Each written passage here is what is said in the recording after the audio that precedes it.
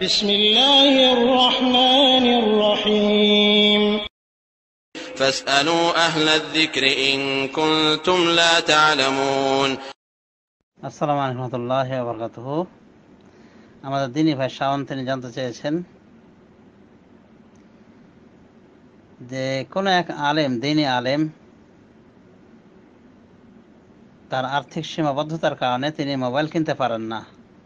তো তাকে দাওয়াত তাবলীগের স্বার্থে যদি মোবাইল কিনে দেওয়া হয়, অর্থাৎ এই উদ্দেশ্যে দেওয়া হয় যে উনি দাওয়াত তাবলীগের কাজ করবেন, তাহলে কি এটা সাদকার ভিতরে পড়বে কিনা, সাদকায়ে জারিয়ার অন্তর্ভুক্ত হবে কি হবে না?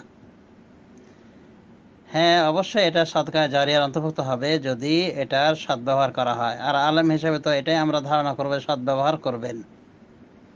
আর অসদ্ব্যবহার যেই করুক দায়ী থাকবে ওই ব্যক্তি। তো আশা করি এই স্বার্থে দেয়া এবং এই স্বার্থে কাজ হলে সাদকায়ে জারিয়া বলে গণ্য হবে ইনশাআল্লাহ। সুতরাং ভাইজানকে বলবো আপনি এটা করতে পারেন, এটা সৎ আমল ইনশাআল্লাহ। আল্লাহ রাব্বুল আলামিন আপনার আমল নামায় এটা সাদকা জারিয়া হিসেবে লিখে নেবেন।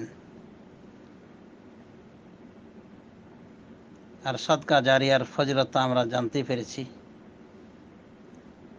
ইতিপূর্বে আমরা জানতে পেরেছি আর কি ফজিলত।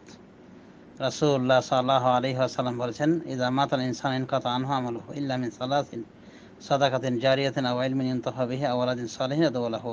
মানুষ যখন মারা যায় তার সমস্ত আমল ছিন্ন হয়ে যায়, একমাত্র তিনটে আমল ছিন্ন হয় না। সে তিন আমল হলো সাদকা জারিয়া, প্রবাহমান সদকা, স্থায়ী সদকা, উপকারে এলেম, বা এমন সন্তান যে তার জন্য দোয়া করে, এমন সুসন্তান যে তার জন্য দোয়া করে। তো সাদকা জারিয়ার ভিতরে গণ্য হতে পারে এই জাতীয় আমল। সুতরাং যে ব্যক্তি এরকম আমল করে দুনিয়া থেকে বিদায় হবে, সে মরণোত্তরও এই আমল ভোগ করবে, এই আমলের সুফল ভোগ করবে। আর বেঁচে থাকাকালীনও সাদকা জারিয়া হতে পারে। মরণের পর যদি সাদকা জারিয়ার আমল তার জারি থাকে, তো জীবদ্দশা জারি থাকবে না? অবশ্যই থাকবে। এই হাদিস থেকে আমরা বুঝতে পারি যে তার আমল ছিন্ন হবে না, মানে আমলটা জারি যে রয়েছে ওটা জারি থেকেই যাবে। তো এই মুসলিম শরীফের হাদিস থেকে আমরা জানতে পারি সাদকা জারিয়ার কি ফজিলত, যে মরণোত্তর এই আমল বন্ধ হয় না, চলতে থাকে। জীবদ্দশায় যেমন চালু ছিল, চালু করে এসেছে, ওই চলমান অবস্থাতে থাকবে, তার আমল নামায় নেকি চলতে থাকবে, নেকি লিপিবদ্ধ হতে থাকবে। যাই হোক, আল্লাহ রাব্বুল আলামিন আমাদের সবাইকে তৌফিক দান করুন এরকম কিছু সৎ আমল করে যাওয়ার।